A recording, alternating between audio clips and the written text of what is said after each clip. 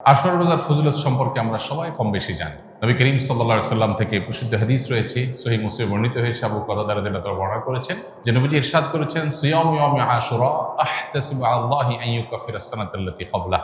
আশুরার রোজার ব্যাপারে আল্লাহর প্রতি আমার ধারণা হলো যে এর মাধ্যমে 1 বছর পূর্বের গুনাহ আল্লাহ তাআলা মাফ করে দিবেন।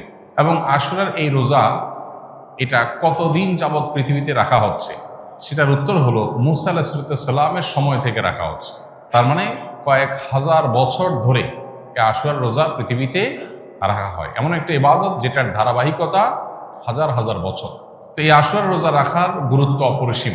সাহাবায়ে কেরাম নিজেরা তো রাখতেন, নিজেদের বাচ্চাদেরকে পর্যন্ত এই রোজা রাখতে উদ্বুদ্ধ করতেন যারা রোজা রাখার মতো তাদেরকে, এবং সেই সাথে তাদেরকে খেলনা ইত্যাদি দিয়ে ভুলিয়ে রাখতেন। এটা ছিল নবী সাল্লাল্লাহু আলাইহি সাল্লামের সাহাবায়ে কেরামের সুন্নাহ। সেজন্য আশুরা রোজা আমরা রাখার চেষ্টা করবো ইনশাআল্লাহ। এই বছর আশুরা রোজা আমরা কখন রাখবো সেটার উত্তর হলো, আজ বাংলাদেশে এবং এ অঞ্চলে যেহেতু একদিন পরে চাঁদ দেখা যায় মিডল ইস্টের তুলনায়, সো আমাদের এখানে আজ 8ই মুহররম। 8ই মুহররম যেহেতু আজকে সন্ধ্যার পর অর্থাৎ শুক্রবার সন্ধ্যার পরে 9ই মুহররম শুরু হয়ে যাবে। আর আশুরা রোজার মধ্যে সবচেয়ে উত্তম হলো 9 এবং 10ই মুহররম রোজা রাখা। 10 মুহররম আশুরার দিন। আশুরা মানেই হলো মুহররমের 10 তারিখ বা 10ম দিন, অতএব সেটা তো আছেই। সেটা আগামী রোববার মুহররমের 10 তারিখ হবে। শনিবার দিবাগত রাতে সারিকে আমরা মূল রোজা আশুরা রোজাটা রাখবো ইনশাআল্লাহ। আর সাথে 9 তারিখকে প্লাস করে রোজা রাখলে সেক্ষেত্রে আজকে দিবাগত রাতে আমাদেরকে সারি খেয়ে আগামীকালকে শনিবার রোজা রাখতে হবে, অর্থাৎ 9 এবং 10। তাহলে শুক্রবার দিবাগত রাত, আজ শুক্রবার দিবাগত রাতে আমরা সারি খেয়ে কালকে রোজা রাখবো ইনশাআল্লাহ। আবার আগামীকাল দিবাগত রাতে সারি খেয়ে তারপরের দিন রোজা রাখবো। তাতে 9 জিলহজ এবং 10 জিলহজ দুইটা রোজাই আদায় হয়ে যাবে ইনশাআল্লাহ। কারণ যদি কালকে রোজা রাখা সম্ভব না হয় তাহলে তিনি শনিবার দিবাগত রাতে খেয়ে রবিবার রোজা রাখবেন, সেটা হবে আশুরার মূল রোজা।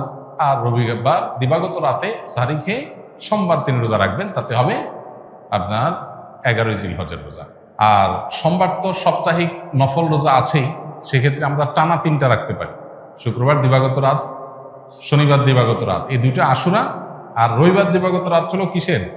সোমবারের সাপ্তাহিক নফল রোজা। তাহলে টানা 3টা রোজা হয়ে গেল। আর যদি কেউ একের ভিতরে 2 চান, মানে শর্টকাটে, তাহলে সেক্ষেত্রে শনি আর রবি রাখলে রোববারেরটা ডাবল নিয়ত করতে পারেন। 11ই মুহররম হিসাবে রোজা, আবার সোমবারের রোজা, দুইটা সব একসাথে পাওয়া যাবে। আর যদি কেউ 3টা রাখেন তাহলে তার সব বেশি, এটা বলার অপেক্ষা রাখে না। অতএব আশুরা রোজাগুলো আমরা রাখার চেষ্টা করবো ইনশাআল্লাহ। এদিন আল্লাহ রাব্বুল আলামিন মুসা আলাইহিস সালামকে বিজয় দিয়েছেন, সত্যের বিজয় দিয়েছেন। আর অসত্য বা ফেরাউন বাহ্যিকভাবে শক্তিশালী মনে হলেও দীর্ঘদিন অহমিকার সুযোগ আল্লাহ তাআলা ছাড় দিয়ে একটা পর্যায়ে তাকে চরম পরিণতি বরণ করতে বাধ্য করেছে।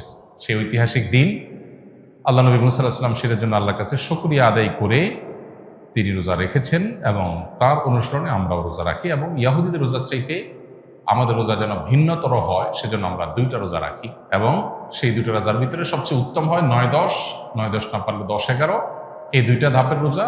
আর যদি সেটার কোনোটাই সম্ভব না হয়, শুধু একটাই রাখতে পারে, তাহলে 10 তারিখের রোজাটাও রাখা যেতে পারে, যদি অনেক কোনো সেটাকে নিষেধ করেছেন। আশুরা উপলক্ষে কি কি আমল করব? আশুরা উপলক্ষে সর্বপ্রথম এবং প্রধান আমল হলো রোজা রাখা, যেটা আমরা এতক্ষণ বললাম। মুহররমের 10 তারিখ এবং তার সাথে 9 তারিখ, এই 2টা রাখা উত্তম। কারণ নবী সাল্লাল্লাহু আলাইহি সাল্লাম বলেছেন, যদি আমি আগামী বছর বেঁচে থাকি তাহলে আমি 9-10 রোজা রাখবো। এই জন্য 9-10 রাখাটা উত্তম, এটা নবীজির স্বপ্ন ছিল, আকাঙ্ক্ষা ছিল। আর না হলো 10-11 রোজা রাখা, এটা হলো আশুরার প্রধান আমল। দ্বিতীয়ত, আশুরার এই দিবসের শিক্ষাটা গ্রহণ করা। এটা নিয়ে খুব বেশি আলোচনা হয় না, আলোচনা হয় শুধু আশুরার রোজা নিয়ে, ইতিহাসও আলোচনা হয়, কিন্তু আশুরার চেতনা কি, আশুরার শিক্ষা কি, আশুরা আমাদেরকে কি বার্তা দেয়, সেটা নিয়ে আলোচনা হয় না। সেটা আমরা আজকে আলোচনা করার চেষ্টা করেছি আলহামদুলিল্লাহ।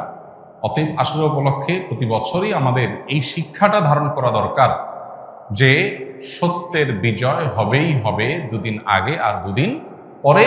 আর অসত্য এবং বাতিল লাঞ্ছিত, অপমানিত, পরাজিত, নিমজ্জিত হবেই হবে, সেটাও 2 দিন আগে বা পরে। ফেরাউন শক্তিশালী ছিল, ফেরাউন ক্ষমতাবান ছিল, জালিম ছিল, তাই বলে তার পক্ষাবলম্বন সত্যের অনুসন্ধানে মানুষরা করেনি। মুসা আলাইহিস সালাম দুর্বল ছিলেন, তার অনুসারী বনী ইসরাঈলও দুর্বল ছিলেন। তারা শোষিত ছিলেন, আর ফেরাউন শোষণকারী ছিল। এই দুইয়ের মধ্যে আল্লাহ তাআলা চূড়ান্ত হাসি, শেষ হাসি, চূড়ান্ত বিজয় এটা দান করেছেন কাকে? মুসা আলাইহিস সালাম। অতএব সত্যের বিজয় হয় 2 দিন আগে আর পরে। এই চেতনা, এই শিক্ষা মাথায় রেখে যদি আমরা চলি, আমরা সত্যের সাথে থাকবো, সেটা দুর্বল হলেও সত্যের সাথে থাকবো, সংখ্যায় কম হলেও। আমি শুধুমাত্র শক্তি, সামর্থ্য, দল, গ্রুপ, মতাদর্শ এগুলো দেখে, জোয়ার দেখে আমি চলবো না, আমি আদর্শের ভিত্তিতে চলবো। এই শিক্ষাটা আমাদেরকে আসলে দিয়ে থাকে। অতএব সেই শিক্ষাটা আমরা ধারণ করার চেষ্টা করবো ইনশাআল্লাহ। আশুরা উপলক্ষে একটা হাদিস, যে হাদিসকে ইমাম তিরমিজি রাহিমাহুল্লাহ বিশুদ্ধ বললেও, হাসান বললেও অন্য ইমামরা অনেকে জয়ীফ বলেছেন, সেটা হলো এই দিনে আল্লাহ তাআলা আল্লাহর বান্দাদেরকে মাফ করার ইতিহাস আছে। অতএব পরবর্তী জাতিরাও আল্লাহর কাছে তওবা করলে এই দিনে তওবা কবুল হবে, আল্লাহ তওবা করবেন, কবুল করবেন। তো সেই হাদিসের উপর ভিত্তি করে কেউ আল্লাহর কাছে এই দিনে ইস্তেগফার এবং তওবাও করতে পারে, যেহেতু নফল আমল, এটা চাইলে কেউ করতে পারেন। মুহররম আসলেই মুআবিয়া রাদিয়াল্লাহু তাআলা আনহুকে নিয়ে বিভিন্ন আলোচনার জন্ম নেওয়া হয়। হযরত মুআবিয়া রাদিয়াল্লাহু তাআলা কি সাহাবী ছিলেন? মুআবিয়া রাদিয়াল্লাহু তাআলা সাহাবী ছিলেন, এটা নিয়ে তো কোনো প্রশ্ন থাকার সুযোগই নেই। আমরা সবাই জানি তিনি সাহাবী ছিলেন, এবং মুআবিয়া রাদিয়াল্লাহু তাআলা আনহু আমাদের সমস্ত মুসলমানদের কাছে শ্রদ্ধার পাত্র। সাহাবীদের সমালোচনা করতে নবী সাল্লাল্লাহু আলাইহি ওয়াসাল্লাম পরিষ্কারভাবে নিষেধ করেছেন। সাহাবীদের সমালোচনা করা, তাদেরকে গালমন্দ করা, এই গালমন্দ করতে নবী সাল্লাল্লাহু আলাইহি ওয়াসাল্লাম নিষেধ করেছেন। মুআবিয়া রাদিয়াল্লাহু তাআলা আনহু সহ সাহাবা ইকরাম সম্পর্কে আমাদের ধারণা হলো, মানুষ হিসেবে তারা কেউ ভুলের ঊর্ধ্বে নন, তাদের কোনো ব্যক্তিগত ভুল থাকতে পারে। কিন্তু প্রথম কথা হলো, সাহাবীদের ব্যাপারে কোরআন ও সুন্নাহ যে সমস্ত মর্যাদার কথা বলেছে, সেই সমস্ত মর্যাদাগুলোর কারণে তাদেরকে আল্লাহ যদি মাফ করে দেন, আপনি আমি সমালোচনা করার কে? বদর যুদ্ধে অংশগ্রহণকারী সাহাবীদের সম্পর্কে নবী সাল্লাল্লাহু আলাইহি ওয়াসাল্লাম বলেছেন, সহিহ বুখারীতে আসছে, আমালু মা শি'তুম কাদ গাফারাল্লাহু লাকুম, তোমরা যা খুশি করতে পারো, আল্লাহ তোমাদের মাফ করে দিয়েছেন। কত বড় কথা! অতএব সাহাবীদের গালমন্দ করা, নিন্দামন্দ করা জায়েজ নাই। হোসেন রাদিয়াল্লাহু তাআলা আনহুর যে কারবালা ঘটনায় নির্মমভাবে সপরিবারে শাহাদাত বরণ করেছেন, সেটার সাথে মুআবিয়া রাদিয়াল্লাহু তাআলা আনহুর কোনো দায় নেই। অহেতুক অনেকে সেটাকে জড়াবার চেষ্টা করেন। হোসেন রাদিয়াল্লাহু তাআলা আনহুর শাহাদাতের সাথে ইয়াজিদের যে সম্পর্ক বা ইয়াজিদের বাহিনীর যে সম্পর্ক, সেটাকে মুআবিয়া রাদিয়াল্লাহু তাআলার উপরে দায় চাপানোটা একেবারেই অহেতুক।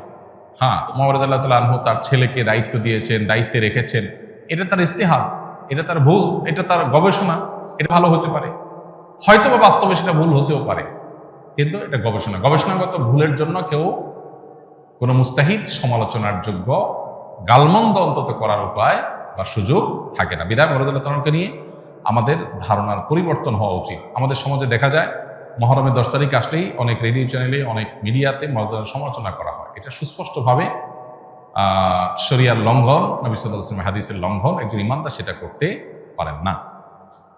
পুত্রের কোনো কর্মকাণ্ডের জন্য গণহারে বাবাকে দায়ী করা, এটা একেবারেই অনুচিত কাজ।